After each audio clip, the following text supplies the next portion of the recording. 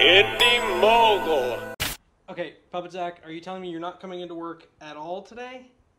No, I know a hobo bit you, but you said you are okay.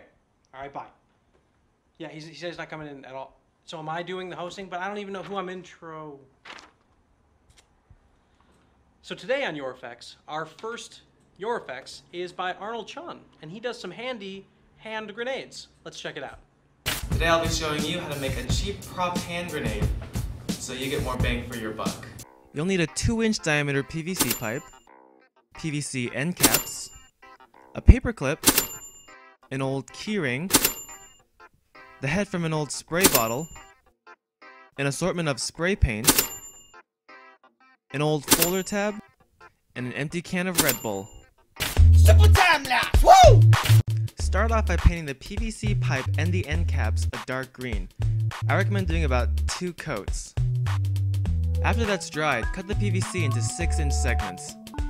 Take the segments and drill 3 holes running down the side 5 times evenly spaced around the pipe with a 1/2-inch drill bit. It should look like this. With painter's tape, tape around the sides of the PVC pipe, leaving a small strip exposed in the middle. Kinda like this. Spray that a lighter green. Now take your empty Red Bull can and spray it metallic silver and let that dry. Now with an X-Acto knife, carefully cut the ends off of the Red Bull can. Then cut down the side of the Red Bull can so you can open it up, like this. Roll the Red Bull can until it fits snugly inside of the PVC pipe. Secure this in place with a hot glue gun by gluing around the edges of the can. Now you can see the metal through the holes. Push on the end caps and the body is done. Now take the spray bottle head and cut off the neck. Then cut the spray bottle head in half. Take both halves and spray paint each of them black. Now take the folder tab and spray paint that dark green. Once that's dried, spray paint the tip dark red. Now take the spray head halves and drill a small hole big enough for a paper clip. Attach the spray heads to the body with hot glue. The more you use, the more sturdy this will be if you throw it. Next, hot glue the folder tab into place, folding it like a trigger. Now straighten the paper clip and attach the keyring to one end. Slide it in and fold it to secure it in place. You can add a nice touch by writing in military code with a white pen. You can really write anything you want, doesn't really matter. And there you go, grenades are done. So it says here that Arnold not only did this tutorial, but he did 3 other tutorials. So if you want to check those out, you can go to the Indy Mogul Extra YouTube page. They're all there. Random effects montage.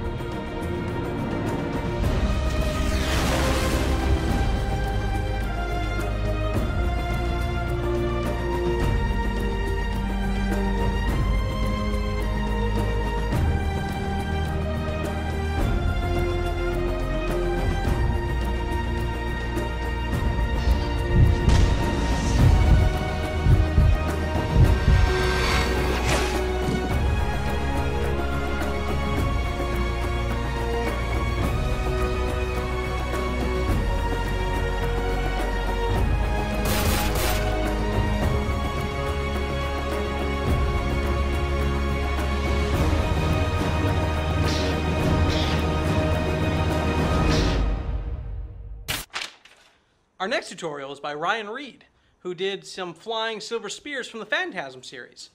Let's take a look at it. We're going to show you how to build one of the most awesome effects from the Phantasm film series. That's right, it's the tall man's flying silver sphere. A large plastic Christmas tree ornament, a wiffle ball, a piece of cardboard, about 10 feet of tubing, a plastic straw, a wood insert nut, a can of chrome spray paint, and an old water bottle. For this effect to work, you actually need a couple different spheres. A flying sphere, an action sphere for the prongs and the drill, and a blood spraying sphere. Let's start with the action sphere. First, cut 2 prongs shaped like this out of your cardboard. Then, take your prongs as well as your wiffle ball and wood insert nut and spray paint them chrome. We'll use them later.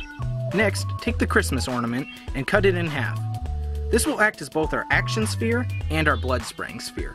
For the action sphere, take 1/2 and cut 2 vertical slits in it.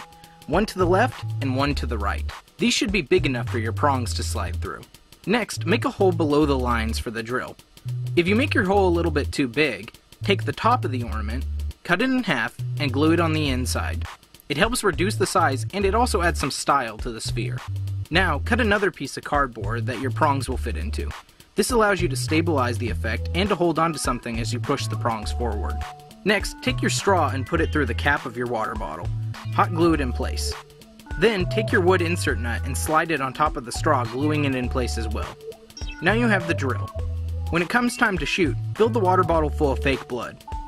As you push the drill through, the blood will pour through the straw, making it look like your actor is being drilled in the head. Now for the blood sphere. Take the other half of the ornament and make a hole in the center of the sphere. To make the hose for the blood fit, I glued a small piece of recycled plastic to the end, and then glued that inside of the sphere.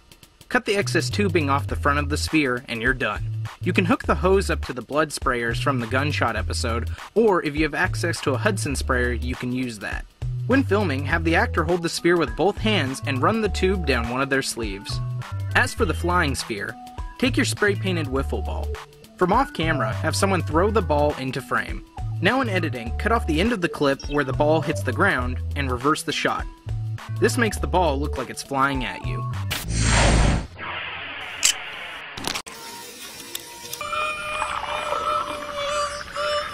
Wow, dude, those were really realistic to the movie. That really well done, Ryan.